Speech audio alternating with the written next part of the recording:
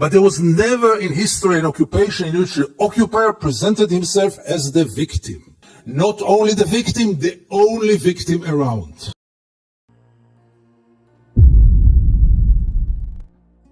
Assalamualaikum warahmatullahi wabarakatuh, sahabat Islam semuanya.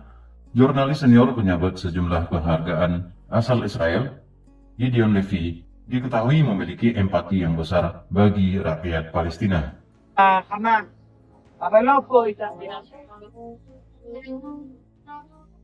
Dalam sebuah acara pertemuan Israel Lobby pada tahun 2015 silam, di depan audiens yang mayoritas Yahudi pro-Zionis, ia mengkritik negaranya sendiri. I once wrote that we treat the Palestinians like animals, and I got so many protest letters from animal rights organizations, rightly so. But by the end of the day, how many Israelis did ever try for a moment to put themselves in the place of the Palestinians for a moment, for one day?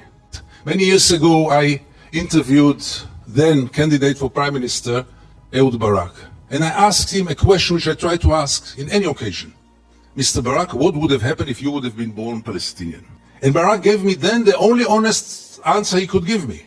He said I would have joined a terror organization. What else would have he done? Would he become a poet? He doesn't know to write poems. Would he become a pianist? He's quite a bad pianist, and I doubt if he would have become a collaborator because he is a fighter.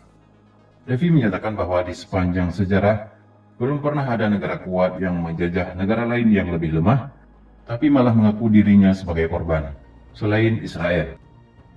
Most of the Israelis, if not all of them, deeply believe that we are the chosen people.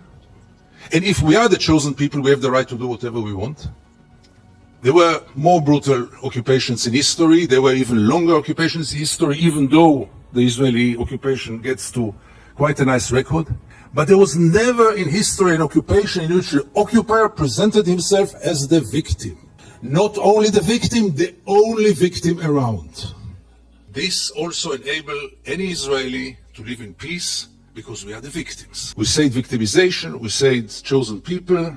When I say victimization, it goes without saying we have to mention the Holocaust and the unforgettable Mrs. Golda Meir that the American jury had exported to Israel. She said once, this unforgettable woman, that after the Holocaust, the Jews have the right to do whatever they want.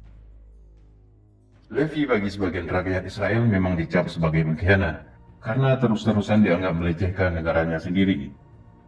And this is the systematic dehumanization of the Palestinians, which enable us Israelis to live in peace with everything. Because if they are not human beings like us, then there is not really a question of human rights. And if you scratch under the skin of almost every Israeli, you will find it there. Almost no one will treat the Palestinians as equal human beings like us. And this set of beliefs that they are not human beings like us enable us Israelis to live in so much peace with those crimes, ongoing crime for so many years, with losing any kind of humanity, values. I heard today people talk about Jewish values. I must be frank with you, I don't know what are Jewish values. I know what are universal values. Let's not get into it, really.